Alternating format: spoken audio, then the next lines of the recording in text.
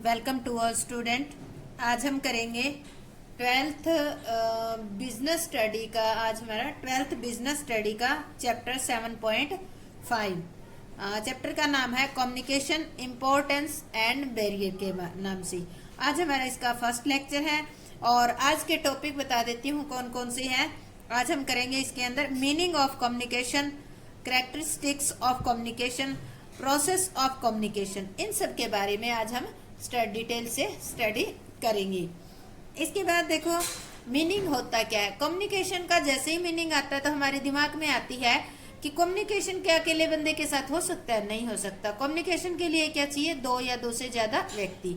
पर फिर भी देखो हम इसका सिस्टमेटिक ढंग से मीनिंग करेंगे कि ये जो कम्युनिकेशन शब्द है कहाँ से निकला है, कैसे आया है, कौन सी भाषा का है और इसका अर्थ क्या है। तो अतः सबसे पहले मीनिंग ऑफ कम्युनिकेशन। तो कम्युनिकेशन को हम हिंदी में क्या कहते हैं? संदेश वाहन कहते हैं। संदेश वाहन शब्द को लैटिन भाषा के, कौन सी भाषा के? लैटिन भाषा के कम्युनिस शब्द से लिया गया है। कम्युनिकेशन शब्द कहाँ से लिया गया है? लैटिन भाषा के। और कौन से लैटिन भाषा के कौन से शब्द से? कम्युनिस्ट भाषा से लिया गया है। कम्युनिस्ट का अर्थ क्या होता है? जिसका अर्थ है कॉमन। कॉमन मतलब साधारण, कॉमन अर्थात दो या अधिक व्यक्तियों के बीच में समान रूप से इस प्रकार कम्युनिकेशन का अर्थ हुआ है दो या दो से अधिक व्यक्तियों के द्वारा विचारों को आपस में बांटना। कॉमन मतलब दो या दो से अधिक व्यक्तियों के बीच। कम्युनिकेशन का मतलब है कि दो या दो से अधिक व्यक्तियों के बीच आपस में विचारों को बांटना। संदेश वाहन के अंतर्गत विभिन्न व्यक्तियों के मध्य विचारों का ऐसा आदान प्रदान आता है जिससे सुनने वाले के भाव से ही ग्रहण कर रहा हो। यानी कि जो संदेशवान है इसके अंदर विभिन्न व्यक्तियों के मध्य से विचारों का इस तरह से आदान प्रदान किया जाता है कि कई बार आप देखते हैं जो व्यक्ति कह रहा है सुनने वाला उसको तुरंत वैसे ही समझ जाता है या ग्रहण कर लेता है। इसके बाद आते हैं definition of communication. Keith Davis के अनुसार संदेश वाहन एक प्रक्रिया है जिसके अंतर्गत संदेश एवं समझ को एक व्यक्ति से दूसरे व्यक्ति तक पहुंचाया जाता है। यानी कि संदेशवाहन क्या है? एक प्रोसेस है और प्रोसेस के अंदर क्या होता है?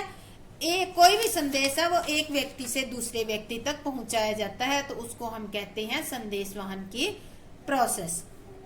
कैरेक्टरिस्टिक्स ऑफ कम्युनिकेशन यानी कि इसकी विशेषताएं क्या है? सबसे पहली विशेषता तो हमें मीनिंग में ही पता चल गई थी, टू और मोर पर्सन, यानी कि दो या दो से अधिक व्यक्ति होना। इसमें कम से कम दो या दो से अधिक व्यक्ति होने चाहिए क्योंकि अकेला व्यक्ति स्वयं के साथ विचारों का आदान प्रदान नहीं कर सकता। तो पहले क्या है इसकी विशेषता? दो या दो से अधिक व्यक्ति होने चाहिए। सेकंड है एक्सचेंज ऑफ आइडिया यानी कि विचारों का विनिमय। विचारों के आदान प्रदान के अभाव में संदेश वाहन की कल्पना भी नहीं कर सकते। अगर विचार नहीं है आपके पास तो आप चुप बैठे रहोगे तो हम संदेश वाहन की कल्पना नहीं की जा सकती। संदेश वाहन की प्रक्रिया को पूरा करने के लिए दो या दो से अधिक व्यक्तियों के बीच विचारों, आदेशों और भावनाओं का एक्सचेंज, विनिमय होना चाहिए।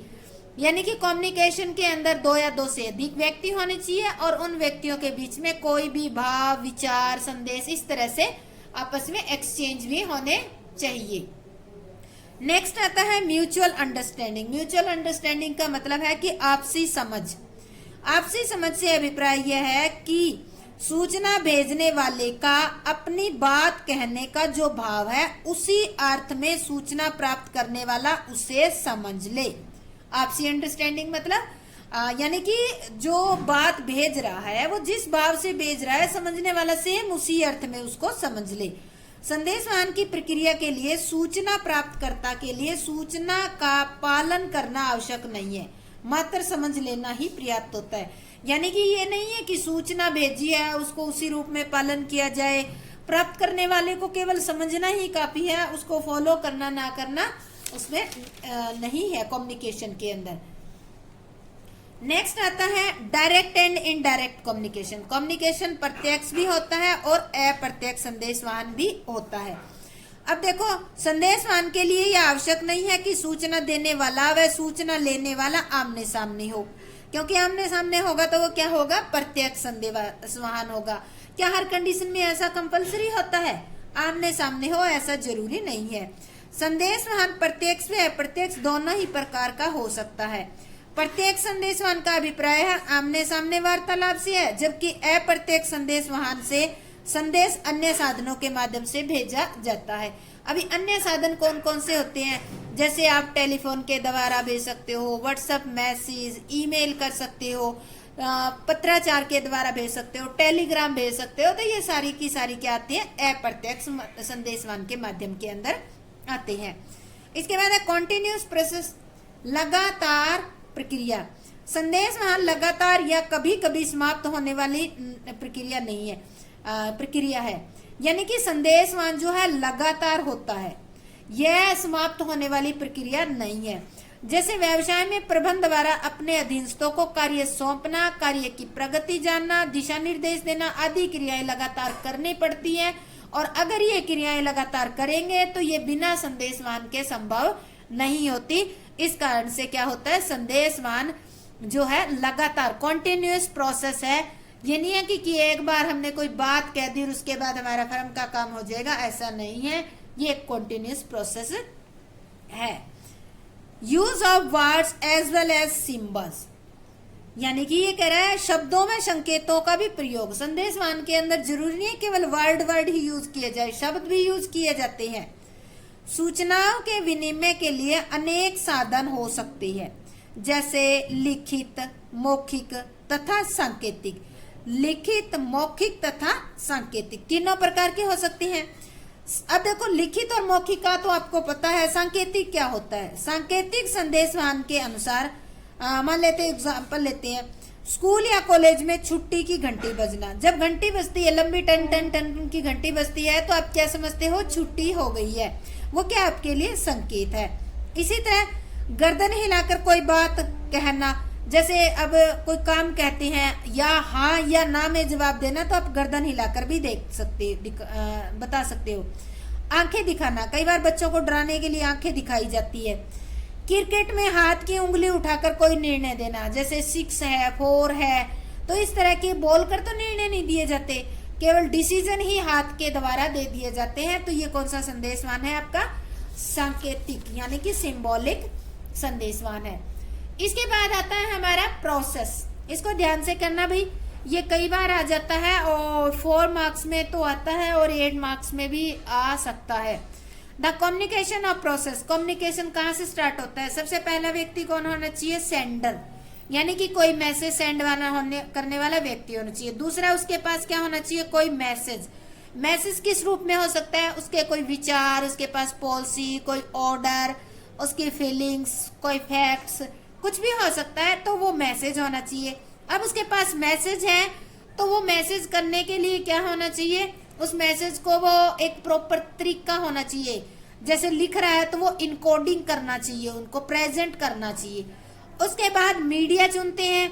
मीडिया आप कौन से तरीके से, जैसे ऑरली आप बताना चाहते हो, रिटन फॉर्म में, तो डायरेक्ट या इनडायरेक्ट ये भी कह सकते हो, तो वो मीडिया चुनोगे। उसके बाद आपने भेज दिया, क्या सीधा रिसीवर के पास चला जाएगा? नहीं, आप जिस भी माध्यम से भेज रहे हो, मान लेते हो आप मेल भेजते हो या कंप्यूटर के द्वारा कोई डाटा भेजते हो, तो यहाँ इनकोडिंग होता है कंप्यूटर में, और ये कंप्यूटर क्या करता है? डिकोडिंग करता है। आगे पहुंचने के बाद फिर रिसीवर को वही सेम मैसेज मिल जाता है जो सेंडर ने मैसेज लिखा है। अब मिल गया इसको। अब ये क्या करेगा? मैसेज को पढ़ेगा, और इसके बाद फीडबैक का मतलब है सेंडर ये भी पता करना चाहता है कि मैंने जो मैसेज दिया है वो उसने सही तरीके से समझ लिया है नहीं है, तो इसको हम कहते हैं फीडबैक। तो ये क्या है? एक साइकिल है, इस तरह से चलती रहती है। फिर सेंडर कोई मैसेज भेजेगा, फिर फीडबैक चाहेगा, तो इस तरह ये साइकिल कंटिन्यू चलती रहती है। इसके बाद इसको हम डिटेल में पढ़ेंगे। सबसे पहले कौन आया था? सेंडर। कम्युनिकेशन यानी कि प्रेषक या संदेश भेजने वाला व्यक्ति, सेंडर होता कौन सा है? प्रेषक या सेंडर वह व्यक्ति होता है जो दूसरे व्यक्ति को अपने विचार भेजना चाहता है। जैसे एक प्रबंधक अपने अधीनस्थ को कार्य योजना के बारे में बताना चाहता है। यहाँ पर प्रबंधक क्या है, एक सेंडर, प्रेषक के रूप में कार्य कर रहा है। सेकंड नंबर पे क्या होना चाहिए, इसके पास होना चाहिए संदेश, मैसेज होना चाहिए। यह संदेश वाहन की विषय वस्तु, इसको हम सब्जेक्ट मैटर भी कह सकते हैं, विषय वस्तु होती है, अर्थात प्रेषक जो कहना चाहता है वही विचार है। इसके अंतर्गत विचार के अंदर क्या क्या आ सकते हैं, यानी कि उस मैसेज के अंदर क्या क्या आ सकते हैं, कोई भी ओपिनियन आ सकता है, उसकी फीलिंग्स, उसके व्यूज, विचार, उसका एटीट्यूड, उसका दृष्टिकोण, ऑर्डर, सजेशन, कुछ भी है, ये शामिल इसके अंदर, मैसेज के अंदर किया जाता है। इसके बाद है संदेशबद्धता। संदेशबद्धता क्या होती है, इनकोडिंग, इनकोड करना। इसका अभिप्राय है संदेश को संदेश चिन्हों में परिवर्तन करने वाली प्रक्रिया से। जो भी संदेश है आप लिखते हो तो एक फॉर्मेट के रूप में, इंग्लिश में या हिंदी में, किसी लैंग्वेज में साफ सुथरा सुंदर सुंदर राइटिंग में लिखते हो, कोई मिस्टेक नहीं करते उसके अंदर, तो वो क्या है, इनकोडिंग की एक प्रोसेस है। उदाहरण के लिए संदेश प्रेषित करने के लिए शब्दों, इशारों, चित्रों आदि का प्रयोग किया जाता है। तो इस तरह से क्या किया जाता है, उनको इनकोडिंग। इनकोडिंग का मीनिंग आप ये समझ के चलो कि आपको लेटर लिखना है किसी को भेजने के लिए, ठीक है। इसके बाद आता है मीडिया, ट्रांसमिशन, माध्यम, जिसको संचारण का, संदेशवाहन का माध्यम कहते हैं। वह व्यक्ति जो संदेश भेजने का इच्छुक होता है उसे संदेश वाहन के किसी माध्यम का प्रयोग करना पड़ता है, यानी कि कोई न कोई मीडियम के द्वारा ही भेजेगा, वो बिना मीडियम के तो नहीं भेज सकता। संदेश वाहन के माध्यम से हो सकता है, जैसे आमने सामने, ईमेल द्वारा, संकेतों द्वारा आदि, इस तरीके से संदेश दे सकते हैं। यानी कि कोई भी मीडिया चुन सकते हैं, आमने सामने वाला यानी कि प्रत्यक्ष, ईमेल के द्वारा यानी कि अप्रत्यक्ष माध्यम। इन माध्यमों का चुनाव किया, संदेश की प्रकृति व आवश्यकता अनुसार इन माध्यमों का चुनाव किया जाता है। संदेश की प्रकृति, जैसे अगर आपको बहुत ही क्विकली संदेश देना है तो आप तुरंत टेलीफोन भी कर सकते हो, ठीक है। अगर आपको ये लगता है कि कोई इंपॉर्टेंट है, पॉलिसी है, रिटन फॉर्म में देना है, तो आप क्या करते हो, लिख कर देते हो। उदाहरण के लिए यदि संदेश किसी दूरस्थ स्थान पर शीघ्र भेजा जाना है तो आप किसके द्वारा कर सकते हो, जैसे फोन, या आप ईमेल भी कर सकते हो। तो इस तरीके से आप उसको मीडिया चुन सकते हो।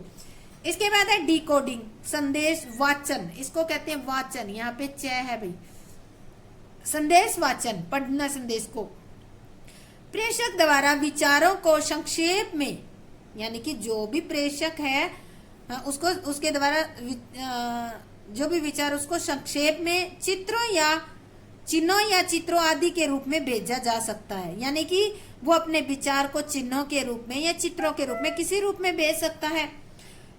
इनका सही अर्थ समझना संदेश वाचन कहलाता है। संदेश वाचन ये जो है जिस व्यक्ति के पास पहुंचते हैं उस व्यक्ति को पढ़ने होते हैं, और अगर वो व्यक्ति इनका सही तरीके से समझ लेता है तो इसका मतलब उसने संदेश वाचन, डिकोडिंग सही तरीके से किया है। उदाहरण के लिए तार में बड़ी बात को थोड़े शब्दों में लिखा जाता है। जब तार का प्राप्तकर्ता उन शब्दों के विस्तार रूप को समझने का प्रयास करता है तो इस प्रयास को संदेश वाचन कहते हैं। जैसे कि आपको पता है कि आपको इंडिया में अब तार वाला सिस्टम बंद हो गया है, क्योंकि आजकल तार कोई लोग नहीं करते थे, आजकल सीधा व्हाट्सएप या ईमेल करते थे। तो इस कारण से ये करीब करीब 160 वर्ष पुरानी ये प्रथा जो है ये 3-4 साल पहले बंद कर दी गई है। तो इसको तार में क्या होता था, वर्ड के अकॉर्डिंग चार्जेस लगता था, और ये बहुत ही लंबी बात को थोड़े शब्दों में लिख देते थे, हर एक आदमी इसको पढ़ नहीं सकता था।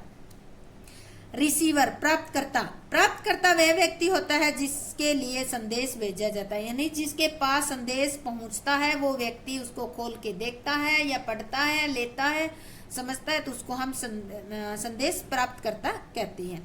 फीडबैक, वापस जानकारी, इसका अभिप्राय उस संकेत से है जिससे यह पता चलता है कि प्राप्तकर्ता ने प्रेषक के संदेश को किस सीमा तक ठीक प्राप्त कर लिया है या उसने समझ लिया है। यानी कि फीडबैक का मतलब है कि जिसने संदेश भेजा है वो व्यक्ति ये भी जानना चाहेगा कि मैंने भेजा वो संदेश क्या उसने ठीक तरीके से पढ़ लिया है, समझ आ गया है या नहीं है। तो अगर इस तरीके से जो जिसको संदेश प्राप्त होता है वो उसको ये बता देता है कि हाँ मुझे संदेश सही समझ में आ गया है, ये बात तो नहीं कहता समझ में आ गया, यानी कि अपनी कुछ प्रतिक्रिया दे देता है, तो इसका मतलब है कि वो संदेश समझ में आ गया और इसको क्या कहते हैं, फीडबैक कहा जाता है। इसके बाद हम करते हैं इसी के अंदर हम करते हैं इम्पोर्टेंस। टॉपिक है हमारा importance of communication in management, यानी कि महत्व क्या है कम्युनिकेशन का महत्व। तो सबसे पहले हम करेंगे एक्ट एज महत्व। तो सबसे पहले हम करेंगे act as basis of coordination, समन्वय के आधार के रूप में काम करना, यानी कि कम्युनिकेशन जो है एक समन्वय के आधार के रूप में काम की जाती है। अगर कोई आप समन्वय करोगे, कोऑर्डिनेशन करोगे, तो उसमें आपको कम्युनिकेशन की जरूरत पड़ती है। तो देखो आज औद्योगिक इकाइयों में संगठन का प्रारूप कार्य श्रम विभाजन के आधार पर निर्धारित किया जाता है। जो भी काम है वो श्रम विभाजन के आधार पर होता है और सफलता प्राप्ति के लिए विभिन्न क्रियाओं में समन्वय आवश्यक है। समन्वय के लिए आवश्यक है कि सभी व्यक्तियों में संगठन के लक्ष्यों के बीच में आपसी समझ उत्पन्न हो और उन्हें मालूम हो कि इन लक्ष्यों को बिना साधनों से प्राप्त किया जा सकता है। उन्हें इस बात की भी पूरी जानकारी होनी चाहिए कि उनकी क्रियाओं में क्या संबंध है और ऐसा केवल प्रभावपूर्ण संदेशवान के द्वारा ही संभव हो सकता है। यानी कि ये कह रहा है कि समन्वय के लिए क्या जरूरी है, आपस में कम्युनिकेशन होना जरूरी है। और इसके लिए कम्युनिकेशन से पहले भी एक बात की जरूरत है कि हर एक व्यक्ति को ये पता होना चाहिए कि वो किस पद पे काम कर रहा है, किस व्यक्ति से फर्म में उसके क्या संबंध है। संबंध का मतलब कौन उसका सीनियर है और कौन उसका सुबॉर्डिनेट है, और उनके साथ कौन उसको ऑर्डर देगा और वो किस व्यक्ति को ऑर्डर देगा। तो ये संबंध जो है उसको क्लियर हो जाते हैं। तो इन्हीं संबंध के अंदर या इन्हीं रिलेशन के अंदर क्या होता है, उनमें कम्युनिकेशन होता है और उस कम्युनिकेशन के द्वारा ही समन्वय स्थापित किया जाता है। नेक्स्ट है help in smooth working on enterprises, उपक्रम की शांतिमय कार्यवाही में सहायक। एक उपक्रम की स्थापना के विचार से ही संदेशवान प्रारंभ हो जाता है। जैसे ही आप कोई उपक्रम की स्थापना करना चाहते हो, कोई बिजनेस स्टार्ट करने या कोई भी आप करते हो, तो जैसे डे रूटीन में भी आप सुबह लगते हो बक बक बक बक, मतलब किसी के साथ कुछ बोलते रहते हो, तो वो क्या है, एक संदेशवान ही है। तो इस तरह से हम बिजनेस के बारे में लेते हैं, तो जैसे ही हम कोई उपक्रम के बारे में सोचना स्टार्ट कर देते हैं तो क्या होता है, संदेशवान शुरू हो जाता है और उपक्रम के बंद होने तक चलता रहता है। यह हम बिजनेस से रिलेटेड संदेशवान की शुरुआत कर रहे हैं कि जब उपक्रम के स्टार्टिंग के बारे में सोचते हैं तो संदेशवान स्टार्ट होता है और बंद होने पर ही वो बंद होता है। संगठन के लिए जाने वाले सभी निर्णय तथा की जाने वाली सारी क्रियाएं किस पे निर्भर करती है, संदेशवान पे। संगठन के अंदर जितने भी निर्णय लिए जाते हैं और जो भी क्रियाएं की जाती है वो किस पे डिपेंड करती है, सारी की सारी संदेशवान पे ही डिपेंड करती है। इसके बाद आता है act as basis of decision making, यानी कि निर्णय लेने के आधार के रूप में काम करना। यानी कि जो कम्युनिकेशन है वो निर्णय लेने के लिए एक बेस बनता है। कैसे बनता है, निर्णय लेने से पहले अनेक संबंधित सूचनाएं एकत्रित करनी पड़ती है जिनके आधार पर किसी विचार को अंतिम रूप दिया जाता है और निर्णय से संबंधित सूचनाओं को संदेशवान के द्वारा ही प्राप्त किया जा सकता है। यही नहीं बल्कि निर्णयों को प्रभावपूर्ण तरीके से लागू करने के लिए भी संदेशवाहन का ही प्रयोग किया जाता है। यानी कि डिसीजन मेकिंग का बेस कैसे बनेगा, कोई डिसीजन लेओगे उससे पहले आपको क्या चाहिए, बहुत सारी इंफॉर्मेशन। इंफॉर्मेशन कैसे कलेक्ट की जाएगी, कम्युनिकेशन के द्वारा।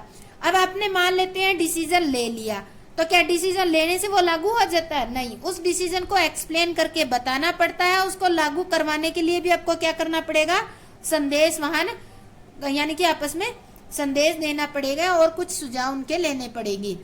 तो इस प्रकार अगर आप अपने निर्णय को प्रभावपूर्ण तरीके से लागू करना चाहते हो तो उसके लिए भी संदेशवान ही आधार बनेगा। नेक्स्ट आता है इंक्रीज मैनेजरियल एफिशिएंसी, प्रबंधकीय क्षमता में बढ़ोतरी। अब देखो संदेश वाहन के द्वारा प्रबंधकीय क्षमता कैसे बढ़ती है।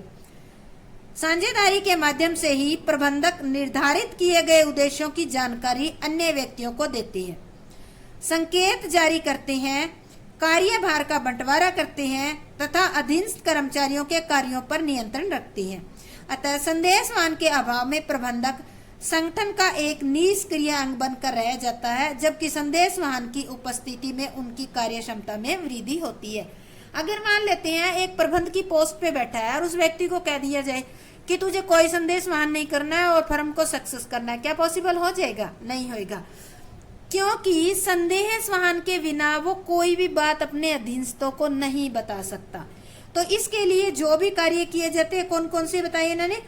उद्देश्यों की जानकारी अन्य व्यक्तियों को देना। अन्य व्यक्तियों को वो बताते हैं कि हमारी फर्म का ये उद्देश्य है और ये प्राप्त करना है।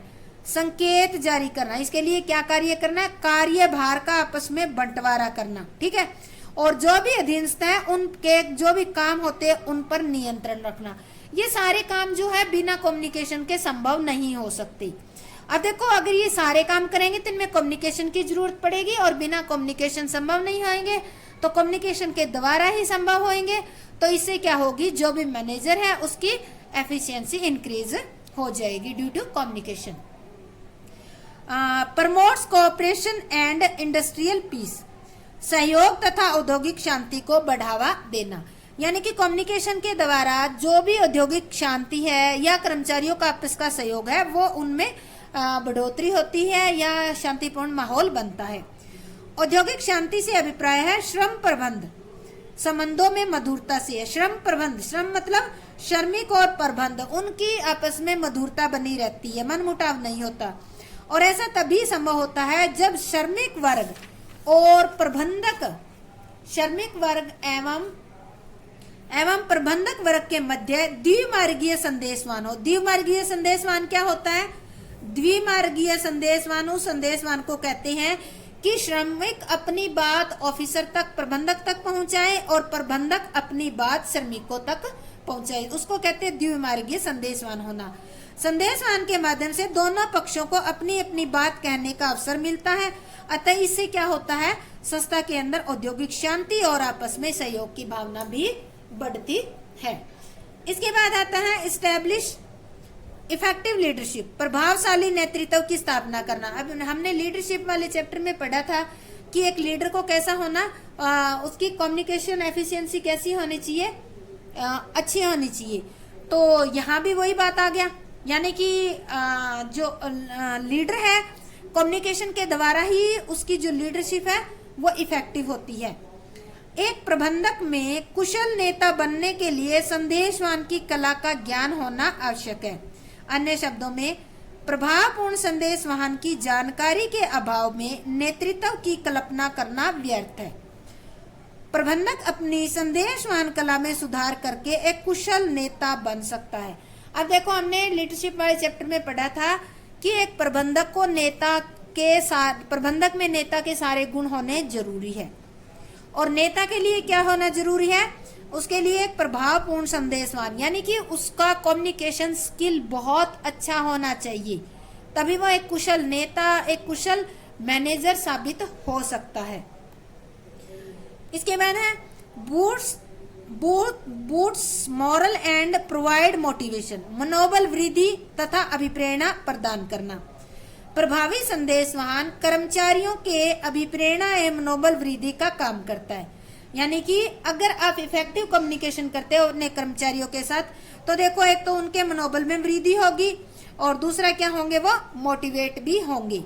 उदाहरण के लिए यदि निर्णय लेते समय कर्मचारियों को भागीदार बना लिया जाए तो संस्था में उनकी पहचान बनेगी। कर्मचारियों को ये लगेगा कि ये जो निर्णय पास किया गया है इसके बारे में हमने सुझाव दिए थे और बहुत अच्छे सुझाव थे, तो इस कारण से जो भी निर्णय होगा उसको लागू करने में वो बहुत ज्यादा मेहनत करेगा। तो ऐसी स्थिति में वे निश्चित रूप से अभिप्रेरित होंगे और उनका मनोबल भी चरम सीमा पर रहेगा और संस्था में किसी भी टाइप का कोई डिस्प्यूट भी नहीं होगा। तो ये आज हमने कम्युनिकेशन के मीनिंग, फीचर, कैरेक्टरिस्टिक्स और हमने इम्पोर्टेंस के बारे में स्टडी किया है। तो बच्चों, आप उम्मीद करती हूँ आपको बहुत अच्छे तरीके से समझ आ गया होगा। और ये मैंने आर.के. सिंगला की बुक में से लिया है, और कुछ एक पॉइंट बहुत बड़े थे तो उनको थोड़ा सा शॉर्ट में करके, यानी कि लिखने वाले पॉइंट के तरीके से बताया है कि आप इतना याद कर लोगे तो इतना पेपर में सफिशिएंट है। या फिर मैं कह सकती हूँ कि जो पॉइंट है उसको क्लियर करने के लिए ही मैंने बातें लिखी है, एक्स्ट्रा नहीं लिखी। तो आपका ये जो मेरा लेक्चर है देखने के लिए आपका बहुत बहुत धन्यवाद। आप एक लाइक भी जरूर कर दीजिए और मेरे चैनल को ज़्यादा से ज़्यादा सब्सक्राइब कीजिए। देखो, सब्सक्राइब करने में कंजूसी बिल्कुल भी मत करें। आप अगर देखते देखते यहाँ तक पहुँच गए हैं तो एक सब्सक्राइब का बटन और लाइक का आप जरूर दबा दें। और अगर आपने सब्सक्राइब कर रखा है तो आपका बहुत बहुत धन्यवाद। और अगर आप नए हैं तो मेरे चैनल को सब्सक्राइब जरूर करें। आपको मैं इसी तरह +1 और 2 जो है उनके कंप्लीट सिलेबस प्रोवाइड करवाऊंगी। और उसके बाद मैं हरियाणा की जीके और इंडिया की जो जीके और करंट अफेयर्स है, इस सिलेबस के कंप्लीट होने के बाद वो सीरीज भी स्टार्ट करूंगी, ताकि +2 के बाद आपको कंपटीशन एग्जाम में बैठना पड़ेगा, तो मैं उसके लिए भी आपको रेडी करना चाहती हूँ। और मैं आपको ये नहीं है कि कोई 10-20 ऐसे क्वेश्चन दूंगी, मैं आपको स्टीक से बिल्कुल अच्छे तरीके से एक सिस्टमेटिक तरीके से आपको सिलेबस प्रोवाइड करवाऊंगी। तो इसलिए आपका बहुत बहुत धन्यवाद वीडियो देखने के लिए। जय हिंद, जय भारत।